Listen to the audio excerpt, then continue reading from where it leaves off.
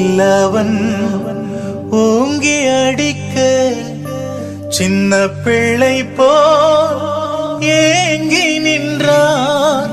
கன்னத்தில் அவன் ஓங்கி அடிக்க சின்ன பிள்ளை போல் ஏங்கி நின்றான். அந்த பேலத்தும் கையை கழுவி ஆண்டவரை அனுப்புகின்றான். அந்த பேலத்தும் கையை